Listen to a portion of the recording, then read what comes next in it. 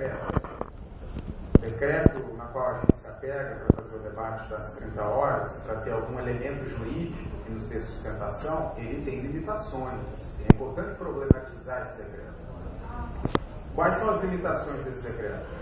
Se ele abre a possibilidade de você conceder, o reitor conceder 30 horas para os trabalhadores que trabalham em setores da universidade ou num órgão público que funciona em 3 turnos, significa que ele divide a categoria, porque não é todos os setores que trabalham em 3 turnos. Então, aquele setor que não trabalha em 3 turnos não vai se mobilizar, ou pelo menos vai se mobilizar menos, para poder apoiar o estabelecimento das 30 horas de outros setores. Por isso, há muitos sindicatos, e eu não acho isso errado, porque é uma adaptação da luta para o que significa a luta, da palavra de ordem dos 3 turnos contínuos, em toda a universidade, em todos os setores, para atender a sociedade em todos os horários. Acho que é uma elaboração tática importante que unifica a categoria contra um decreto que divide.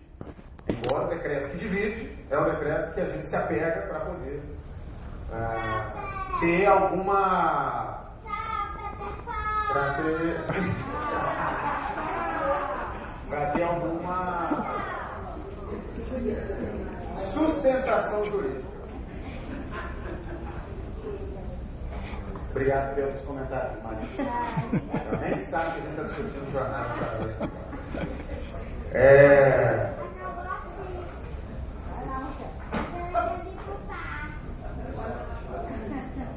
Vamos lá. Agora, o outro...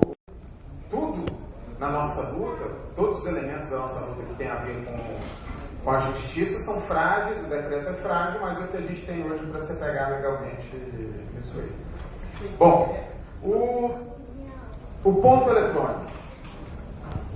O ponto eletrônico, se o governo conseguir estabelecer o ponto eletrônico dentro de todas as universidades, é uma derrota importante para a categoria. Por quê? Porque o ponto eletrônico ele diminui a margem democrática, de manobra democrática, de movimentação democrática dentro das universidades. Porque se você comparar as universidades com um quartel, com uma fábrica, com uma empresa privada, que seja uma loja, um supermercado, a movimentação, a margem de movimentação democrática dos trabalhadores de uma universidade, ainda que a gente critique a falta de democracia dentro das universidades, é maior que esses ambientes de trabalho, esses outros setores, esses outros órgãos públicos ou privados que eu acabei de citar.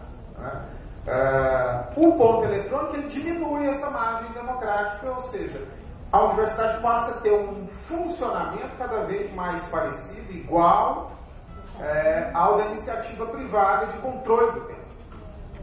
Exemplo categórico, que foi citado aqui pelo Rolando, da companheira Janine. Ou seja, a coordenadora geral da FASUBRA vai ter dificuldade democrática de militar porque está estabelecido o ponto eletrônico dentro da universidade da forma votada. E isso, se o exemplo vale para a companheira, vai servir para toda a categoria. Vai ser mais difícil você poder se movimentar democraticamente dentro da universidade, através de um acordo ou outro, porque existe o elemento do ponto eletrônico controlando rigidamente aquele ambiente de trabalho. E se você for refletir sobre o que significa as universidades hoje, todo o acúmulo de conhecimento, de produção científica, de respaldo e importância que tem as universidades públicas, as universidades federais, até hoje, nunca foi preciso do elemento do ponto eletrônico para que isso fosse, para que esse prestígio das universidades federais fosse atingido. Nunca foi preciso. E se você for também dentro do raciocínio do próprio capitalismo, perceber que nas universidades, o fazer da universidade não é igual a uma fábrica, mercadoria num prazo determinado em produção em escala de massas, você for ver, a universidade não trabalha nessa lógica. Então, mesmo dentro da lógica capitalista, não faz sentido ponto eletrônico dentro das universidades.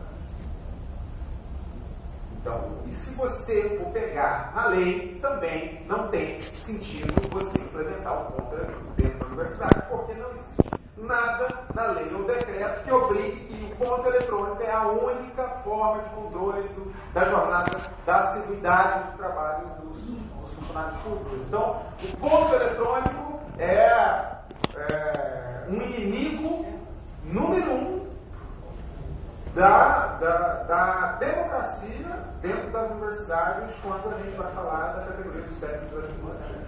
Porque ao implementar em toda a universidade, vai ser muito difícil. Vai ser como a PH é uma criptonita para o movimento, o ponto eletrônico vai ser outra criptonita no movimento, vai enfraquecer. Vai ser difícil trabalhar para essa assembleia, difícil ir para os atos, difícil para Brasília, difícil militar, difícil conseguir a liberação para exercer o mandato fascista.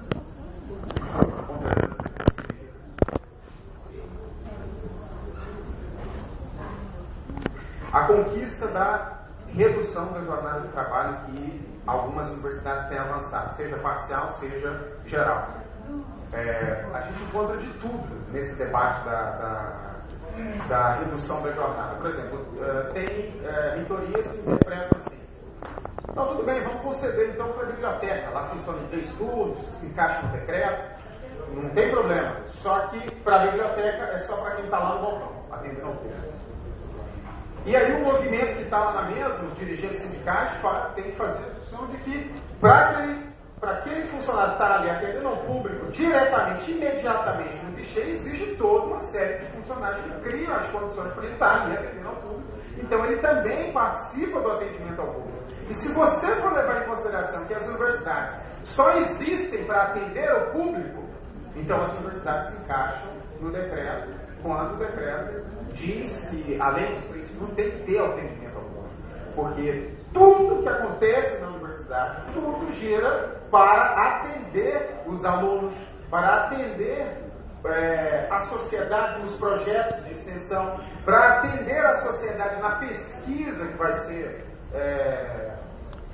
vai servir de benefício para a sociedade. Então, a universidade de conjunto atende ao público, mas na cabeça do gestor, do capitalista, né, no decreto, na interpretação do decreto, no caso da biblioteca, por exemplo, isso aconteceu por exemplo, na Universidade Federal do ABC, só vai ser concedido para aquele que está imediatamente no balcão. E isso divide também.